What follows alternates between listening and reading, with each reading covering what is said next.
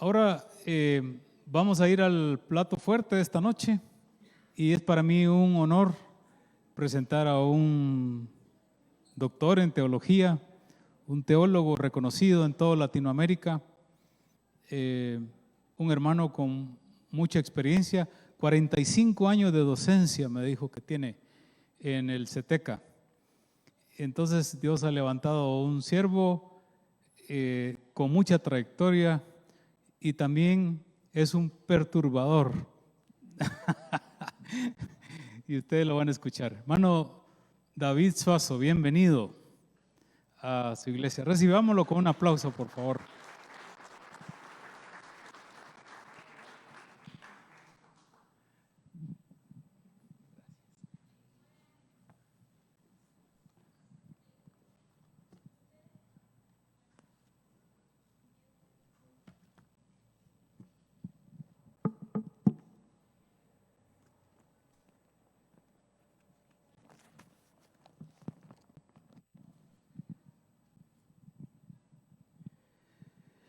Buenas noches, mis queridos hermanos. Qué gusto, bueno, qué placer y qué especial estar aquí de nuevo.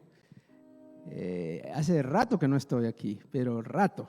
Y la verdad, tanto que no me acuerdo cuándo fue la última vez que estuve aquí en la iglesia, en la nave principal. Sí, recuerdo hace algunos años que estuve con el grupo de varones. El pastor era don Roberto Munguía. Yo no sé cuánto hace que él salió, dejó el pastorado, pero él era todavía el pastor y entonces vine, pero solo ahí, con el grupo de ellos por ahí arriba, creo que se reúnen ellos, pero desde entonces no he estado por aquí. Así que ya se imaginan cómo me siento.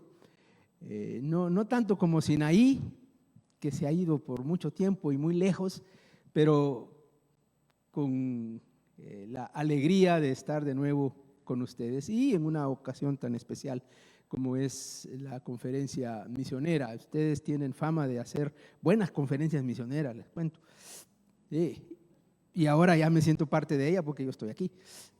Soy parte de esta conferencia misionera. Bueno, no me avisaron, no me llegó a tiempo la camiseta que identifica a todos los que participan en la conferencia. Si no, me la hubiera puesto y paso aquí a predicar con camiseta. Me sentiría raro, pero lo habría hecho. Vamos a ver si mañana me atrevo a hacerlo. Pero es que mañana es domingo y domingo en la mañana es otra cosa, ¿verdad? Ahí es más formal. Bueno, mi idea, mi plan es esta noche presentar unos ejemplos del Antiguo Testamento, del tema del pueblo de Dios enviando y siendo enviado, como parte de la misión. Una de las facetas de la misión del pueblo de Dios es esta: enviar y ser enviado, las dos cosas. Y voy a ver si puedo tomar dos ejemplos del Antiguo Testamento. No sé si pueden proyectar la presentación. Ahí está. Miren, hasta me dio tiempo de poner el logo ahí. Me mandaron el logo para ver si lo podía usar y lo usé. Lo logré meter. Envíos en el Antiguo Testamento.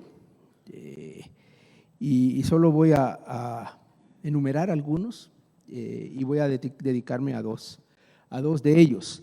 Envíos.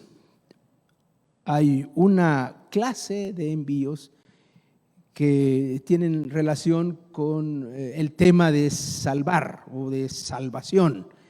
Y en el Antiguo Testamento, ustedes saben, la salvación incluye muchos aspectos, incluso aspectos relacionados con la salvación de la vida humana, salvación de un pueblo, de una situación de calamidad, salvación en varios de esos sentidos. Pero el tema es que ahí están envíos. Y el envío es misión. Es una forma de expresar la misión. Todo el que está en misión es porque fue enviado. Y en el Antiguo Testamento hay muchos envíos. Si vamos a la siguiente diapositiva,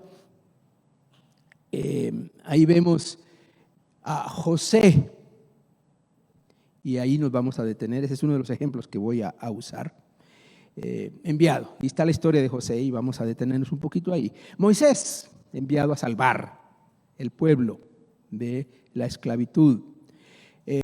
Los jueces, varios de los jueces, de hecho todos los jueces fueron, pero algunos se especifica más. El caso de Gedeón, por ejemplo, es uno de los que más se menciona, enviado para salvar al pueblo de una situación difícil. Y luego el anuncio del envío del Mesías, del Salvador al final de cuentas. Pero también están otros enviados para hablar, y eso va con el tema el lema de la conferencia, ir y anunciar. Enviados para hablar, particularmente los profetas. Moisés, claro, Moisés da mensajes, es enviado y da mensaje al faraón principalmente. Pero Isaías y Jeremías, el otro ejemplo va a ser Isaías, en el pasaje tal vez más conocido sobre este tema. Enviados para hablar. Los profetas son enviados para anunciar, para hablar. La mayoría de ellos, casi todos, enviados al propio pueblo de Dios, a la propia nación de Israel. Y algunos a dar mensajes a las naciones circundantes. Y vamos a detenernos un poco en ese pasaje famoso de Isaías, capítulo 6, en donde se habla específicamente del envío de Isaías. Anticipo, mañana estaremos hablando de un ejemplo en el Nuevo Testamento. Vamos a saltar al Nuevo Testamento, pero hoy vamos a detenernos aquí. Así que miremos un poco el caso de José. A ver si pasa la siguiente diapositiva. Génesis capítulo 45. Y entonces, si me quieren seguir, pueden ir ahí a ese pasaje. Génesis capítulo 45, los primeros versículos. Un pasaje muy emotivo, la verdad, un pasaje muy emotivo, pero también un pasaje muy instructivo que nos habla de, yo diría, la forma misteriosa del envío de José, que en cierto modo representa otras formas misteriosas en que Dios envía a hacer y a cumplir alguna misión a sus hijos, a los miembros de su pueblo. Dice el texto que José ya no pudo controlarse delante de sus servidores.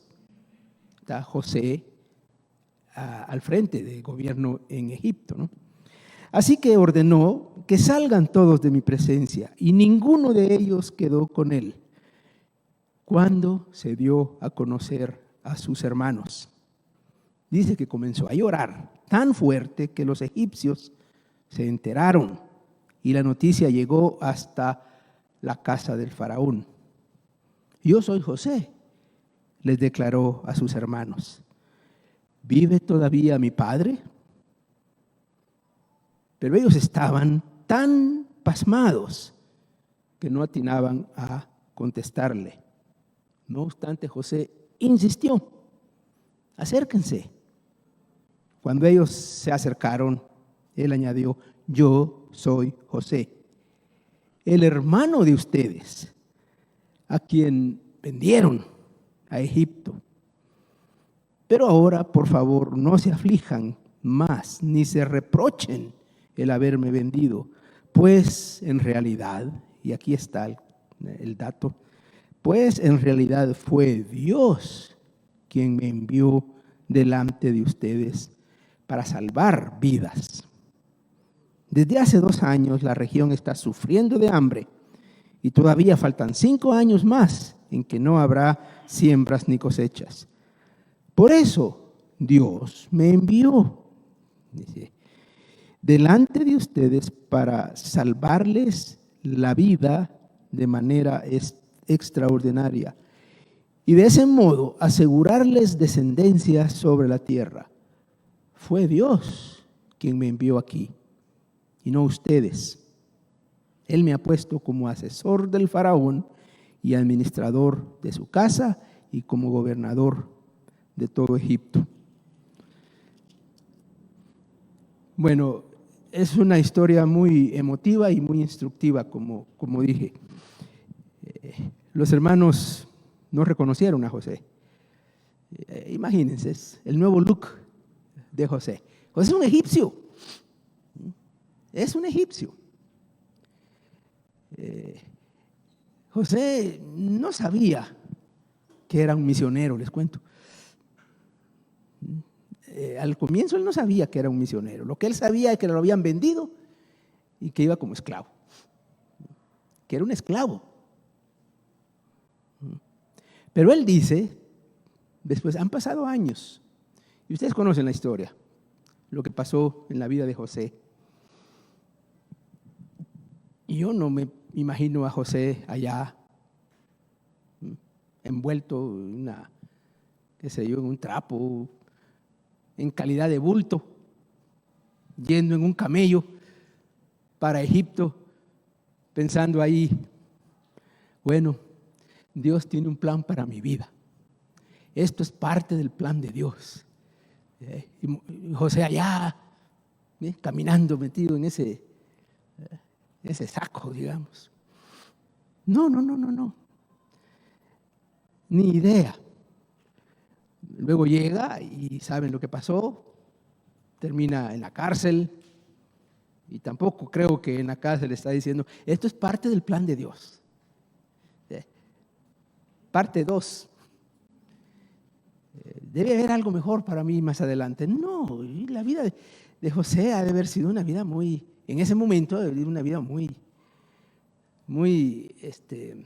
triste, ¿no? Y muy frustrante. Pero aquí ha pasado el tiempo. Él ya está como gobernador de Egipto. Ya está administrando una nación, un imperio, y con múltiples funciones. Si uno puede juntar ahí las funciones de un gobierno, él sería el ministro de Agricultura, el ministro de Finanzas, el ministro de Trabajo. Él está dirigiendo todo un imperio para que las cosas funcionen, para que las cosas vayan bien, para que se logre administrar los pocos recursos que hay para alimentar al mundo. Ese es José. Y ahí están sus hermanos frente a él. Y José se les presenta. Creo que se dieron cuenta que estoy un poco afónico, ¿verdad? Gracias. No sé qué pasó. Hoy me puse afónico, tal vez de miedo por venir aquí. Sí, estaba bien. Imagínense a esos hermanos ahí enfrente de José. El texto dice que se quedaron pasmados, traduce esta versión. No lo habrían reconocido y ahora se les presenta. Yo soy José. Y por si los hermanos no se acordaban, él les recordó qué habían hecho. Ustedes me vendieron. Si yo hubiera sido uno de esos hermanos ahí enfrente, yo me orino en la túnica del miedo.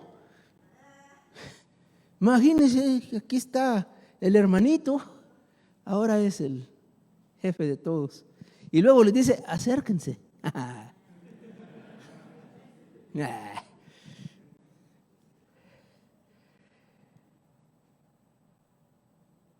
Yo digo que José tendría algún rencor, alguna cosa ahí en el corazón. Se presenta a José muy santo, ¿no? Muy santo, como que nunca hizo nada malo. Por lo menos el registro bíblico no indica que haya hecho algo malo, pero yo digo que mantenía un poco de odio, digo yo, un poco de rencor. Pero aquí les dice, no se preocupen, no les pese, no tengan remordimiento por lo que hicieron. Por si no se acordaban, de todas maneras se los recordó. Pues ahí estaba, ¿no? Algo estaba ahí, se los recordó. Que no les pese el haberme vendido.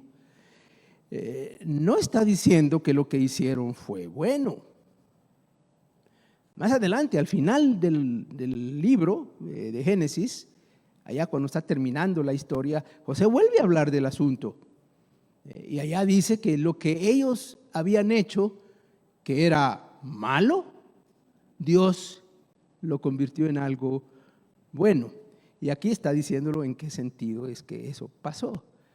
No fueron ustedes los que me enviaron. Bueno, sí, ¿verdad? Ellos lo enviaron. Pero José dice, no fueron ustedes. 3 veces dice aquí, Dios me envió, Dios me envió, Dios me envió.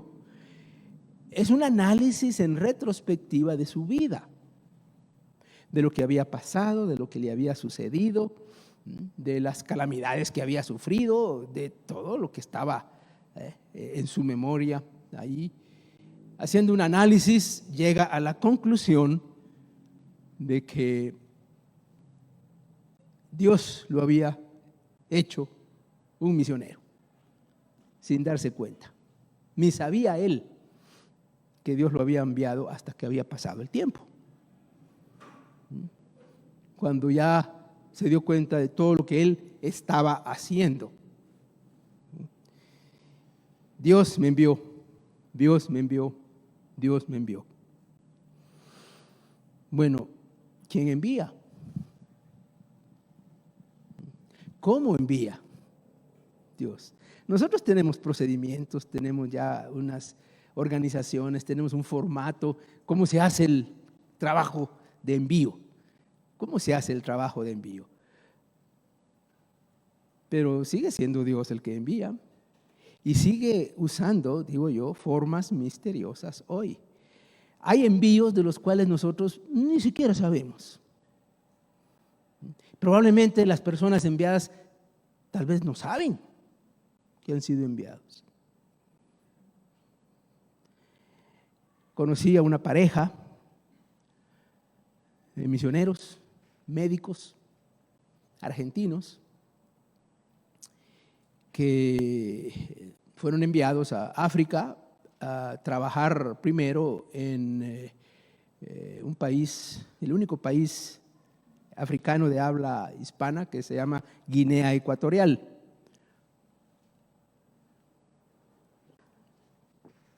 Y estuvieron ahí por un tiempo y luego salieron para otro país africano, esta vez de habla portuguesa, Angola, cuando estalló ahí una revolución, una guerra, y tuvieron que salir. Y entonces los mandaron a Portugal como protección. El gobierno de Portugal los recibió y se fueron allá, ellos pensando en un tiempo corto, pero resulta que no pudieron regresar a Angola. Entonces en Portugal se lograron meter en el sistema de salud y el esposo empezó a trabajar en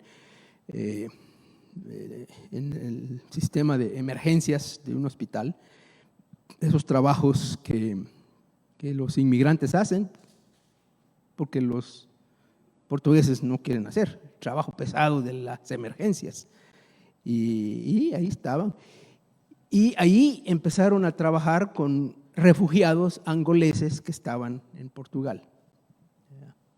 Bueno, ¿cómo los conocí yo? De la manera más increíble, asombrosa. Yo había hecho un viaje para una conferencia a un país en Asia que se llama Indonesia, un enorme país, y allá estaba en ese tiempo y me enfermé. Estando ahí me enfermé. Algo de la comida extraña, diferente, rara, y me enfermé. Y en el lugar donde estábamos hospedados, buscaron algún médico que me ayudara, y vino un médico. Entonces ya me atendió y me contó su historia. Ahí conocí yo su historia. Habían ido como personas que fueron a ayudar cuando el tsunami, recuerdan el famoso tsunami en Indonesia en el año 2004, lo que fue eso. Ellos fueron parte de una brigada que llegó para ayudar allá y habían estado, y por eso conocían Indonesia y habían estado ahí. Bueno, y me contó su historia. Y dije yo, ¿y quién te envió? Pues no, nadie. Yo estoy trabajando en Portugal y venimos como brigadistas de salud. Bueno, pasó el tiempo, años, muchos años después. Yo viajé a Guinea Ecuatorial. El seminario tenía una extensión allá y me tocó ir a dar una clase ahí. Y viajé a Guinea Ecuatorial. Y en el viaje de retorno estuve hospedado en la casa de un hermano ahí en Guinea Ecuatorial, y habían varias personas ahí. Era como un centro donde se reunían varias, y habían unos misioneros ahí, y estaba una señora hablando ahí y empezó a platicar, y yo dije, lo que ella está diciendo me suena. Y le pregunto, ¿tú quién eres? Fulana de tal. ¿Tú qué? Sí, yo soy la esposa de aquel médico que estaba de visita, porque ese fue su primer lugar donde hicieron misión de visita. Ya estaban retirados, jubilados, y estaban en Argentina de regreso. Formas misteriosas de mover gente que no resulta de un plan, que no resulta de un programa elaborado por una agencia, por una iglesia, por la persona misma, sino que son las circunstancias. Bueno, aquí están. José es uno de esos. Y Dios sigue enviando. Estos médicos eran para salvar vidas, para ayudar con salud, y en ese proceso presentar el Evangelio. Dios me envió. José dice que es una misión global, salvar vidas de todo el imperio egipcio. Por eso es que estaban los hermanos ahí, porque venían a buscar comida desde allá de Palestina. Salvar vidas en un sentido muy amplio. Pero también les dice una misión bien específica: preservar descendencia de esta familia en particular, de su propia familia. Ahí lo dice él. Ahí en el versículo 7. Por eso Dios me envió delante de ustedes, para salvarles a ustedes de manera extraordinaria, y de ese modo asegurarles descendencia sobre la tierra. Y uno entiende que ahí está la familia mesiánica. Es la familia mesiánica la que está en juego. Y es la familia de donde vendrá la salvación más grande, ¿no? Y ahí está José. A eso lo envió Dios, como un esclavo, vendido, sin futuro, ¿ya? Frustrado, calumniado, apresado, pero cumpliendo una misión. Bueno, tarde o temprano nosotros vamos a tener que hacer nuestro análisis de nuestra vida, ¿no? Vamos a tener que sentarnos, tal vez no hemos pasado por todos los problemas que pasó José, pero a todos nos llega el momento en que decimos, bueno, ¿qué me ha pasado? Y aquí estoy. ¿Será que estoy haciendo lo que Dios me mandó a hacer? ¿Ya? Me parece que es inevitable hacer ese análisis. A medida que crecemos, a medida que maduramos, por no decir envejecemos, ¿no?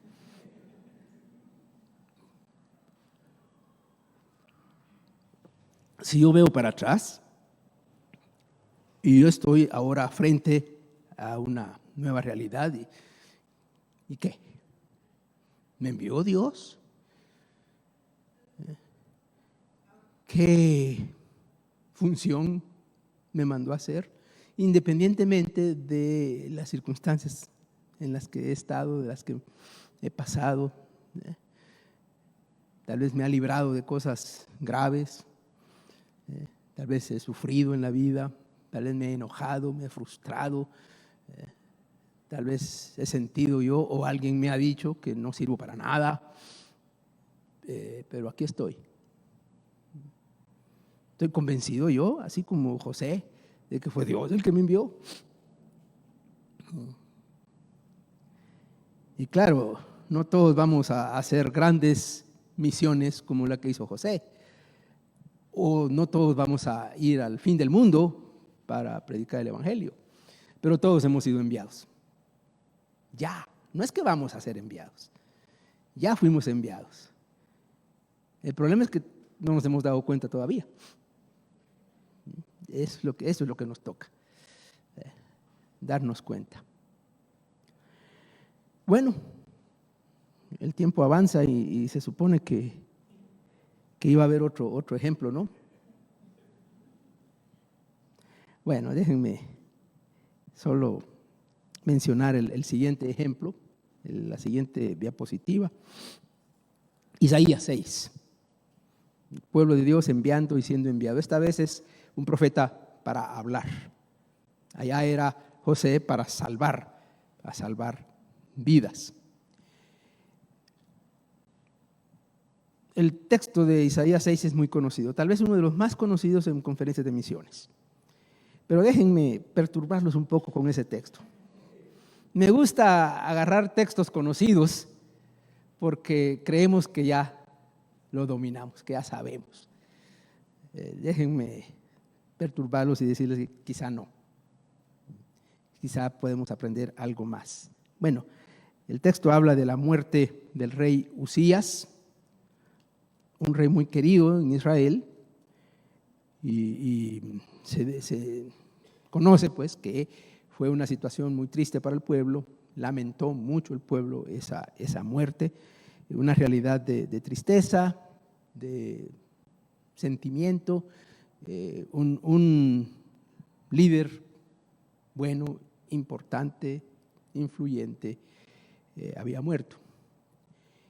Y en ese contexto es que pasa lo que el texto dice que pasó. Muchas de las cosas más grandiosas, muchas de las visiones, este es lo que viene, es una visión, ¿no? Muchas de las visiones más imponentes y más grandiosas surgen de las cenizas de algún evento, de alguna cuestión triste o catastrófica, y eso pues no ha cambiado mucho. Hoy puede pasar lo mismo. Algunas de las cosas más grandiosas que hemos hecho o que ha pasado vienen después de cosas feas. En Guatemala, después del terremoto, aquellos que tienen suficiente edad como para acordarse del terremoto, es un referente, un punto donde el movimiento de la iglesia se lanzó, creció, la gente estaba sensible. La guerra, un poco más reciente, aunque desde aquellos años también. Igual, otro momento en que el pueblo de Dios se sensibilizó, creció. Y ha quedado una memoria, una historia que ha hecho que el pueblo sea más sensible frente a acontecimientos de desastres naturales o cosas. El pueblo reacciona. La realidad hace que veamos cosas que pueden cambiarla, pueden cambiar esa realidad.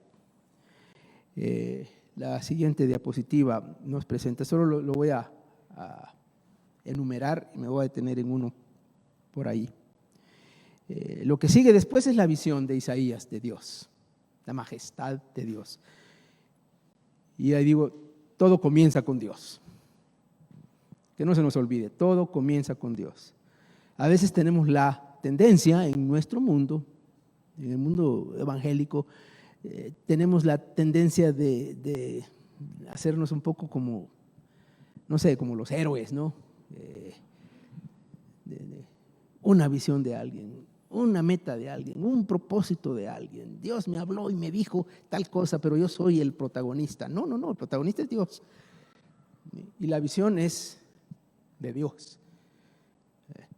No podemos entender la realidad ni ninguna otra cosa sin ver a Dios, sin acercarnos a Dios, sin reconocer a Dios. ¿Quién es Dios? Se describe a Dios ahí. Isaías lo describe de forma majestuosa, ¿no?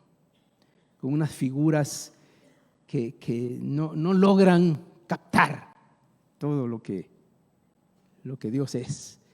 Y Isaías está anonadado, no tiene forma de entenderlo, y entonces va descubriendo lo más importante no es el pueblo, lo más importante no es él, no es el mensajero. Incluso podríamos decir, lo más importante no es tanto el mensaje,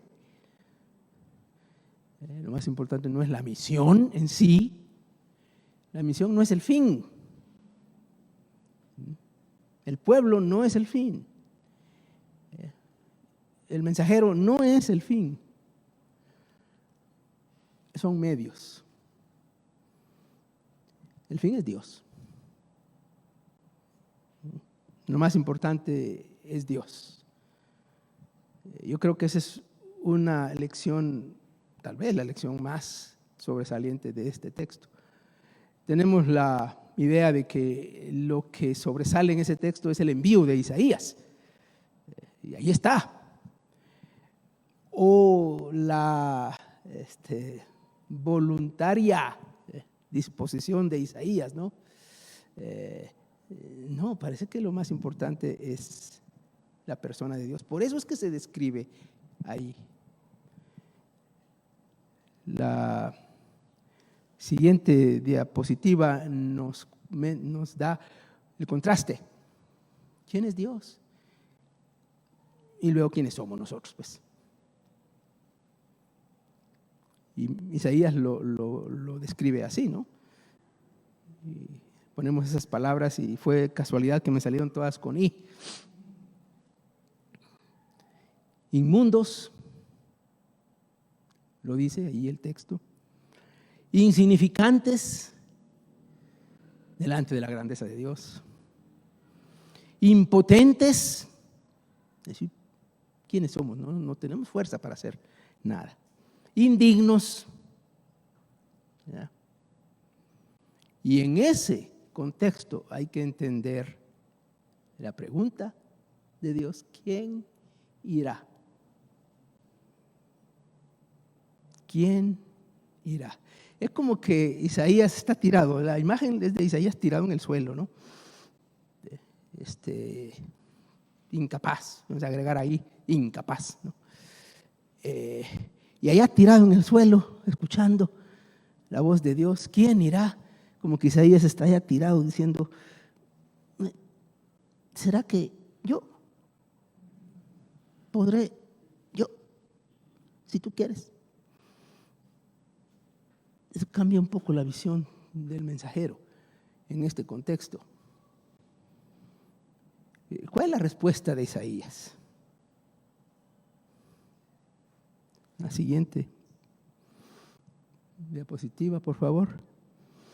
Unas preguntas. ¿Dios está buscando voluntarios? ¿Quién irá?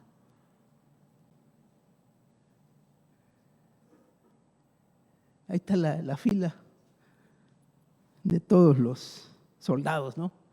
Y allá está el capitán diciendo, ¿quién va a ir a esta misión?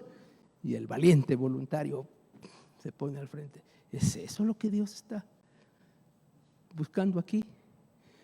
O como se ve en otros cuadros que son así como chistosos, ¿no? Están todos en fila ahí. ¿Y quién irá? ¿Quién va a ser? Y todos se hacen para atrás y se queda uno ahí que no se movió. Y lo atraparon, ¿no? Pero tenemos la idea de que el misionero es una especie de voluntario, héroe. Isaías no es eso. Dios está buscando héroes. Sí, en la historia del movimiento misionero se presenta a los misioneros que van lejos, a lugares distantes, recónditos, se les pinta como héroes, y lo son, en cierto modo lo son. Pero si vemos el cuadro, realmente no es tanto eso lo que está pasando así. ¿Cuál es la respuesta de Isaías? Y yo digo, la siguiente diapositiva, por favor, y es la última, ya con eso termino. Isaías no es un voluntario. Tenemos que entenderlo así como un obediente. Al fin de cuentas, eso es lo que el Señor espera. Nos gusta ser voluntarios y nos gusta ser héroes. Pero el Señor lo que quiere es siervos obedientes. Sencillo. No nos pone muy arriba, ¿no? Nos pone en nuestro lugar. No es un héroe. Se siente invitado a participar en algo que no es suyo, es de Dios, ¿no? La misión es de Dios. Isaías ha visto a Dios, reconoce quién es Dios, reconoce la tarea y obedece. Para eso estaba. Si uno sigue leyendo ese texto, es un texto enigmático, porque es un texto en que el mensaje es un mensaje, no son buenas noticias, es juicio. Claro, si uno ve el cuadro completo del mensaje de Isaías, ahí está todo, ¿no? Ahí está el juicio y también está las buenas noticias. Es ahí en Isaías donde se anuncian las buenas nuevas. Y cuán dichosos son de los que anuncian las buenas nuevas. Es Isaías el que está diciendo eso. Pero aquí lo inmediato es juicio. Es juicio. Esta es parte de la palabra, parte del mensaje, parte de la misión incómoda. Misión incómoda. De hecho, hasta dice, habla para que no te entiendan. Una cosa un poco extraña. Pero Isaías representa un envío de Dios para cumplir la misión que termina siendo de Dios, por Dios, para Dios, en el que nosotros somos simplemente siervos obedientes. Siervos obedientes, que nos sentimos indignos de hacer lo que Dios nos está pidiendo hacer. Nos sentimos incapaces, impotentes, impuros. Y así, en medio de eso, Dios nos va a usar. Así que no hay manera de evadir esto.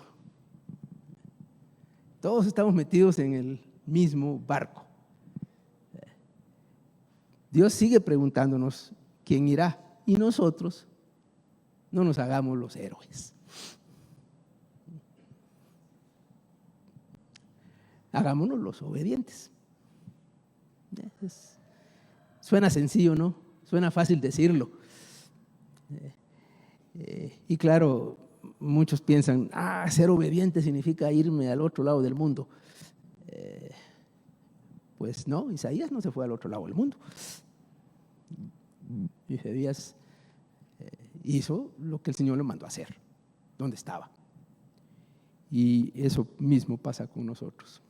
Bueno, el envío en el Antiguo Testamento, 2 ejemplos, José e Isaías.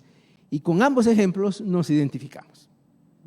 Nos vamos a identificar de una o de otra manera.